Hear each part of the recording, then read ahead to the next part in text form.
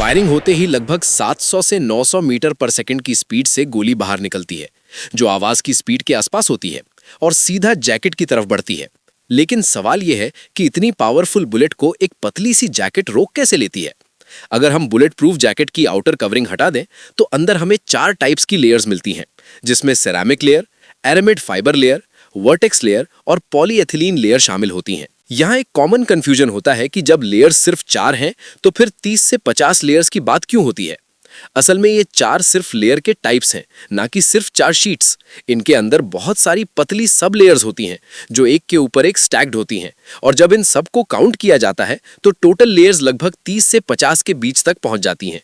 यानी स्ट्रक्चर ऊपर से सिंपल दिखाई देता है, लेकिन अंदर से ये एक मल्टी लेयर्ड सिस्टम होता है जो एक साथ मिलकर काम करता है। सबसे पहले बुलेट टकराती है सेरामिक लेयर से, जो बुलेट की स्पीड को कम करने के साथ उसके शेप को डिफॉर्म कर देती है।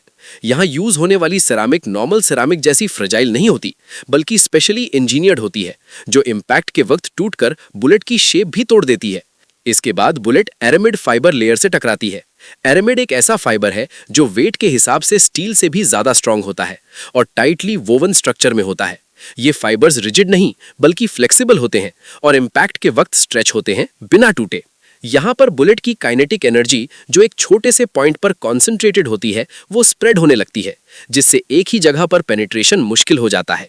इसके बाद बुलेट वर्टेक्स लेयर तक पहुंचती है, जो असल में एरामिड लेयर्स का ही एक और टाइटली पैक्ड फॉर्म होता है, और ये बची हुई एनर्जी को और एब्जॉर्ब करता है। आखिर में पॉलीएथिलीन लेयर का रोल आता है, जो एक लाइट वेट और हाई परफॉर्मेंस मटेरियल होता है और बची हुई एनर्जी को रोक देता है। जब बुलेट इस लेयर तक पहुंचती है तो उसके पास इतनी एनर्जी नहीं होती कि वो आगे बढ़ सके, और यहीं पर वो रुक जाती है। इस पूरे प्रोसेस में लेयर बाय लेयर बुलेट की एनर्जी कम होती जाती है, और इसी वजह से एक जैकेट इफेक्टिव प्रोटेक्शन दे पाती है।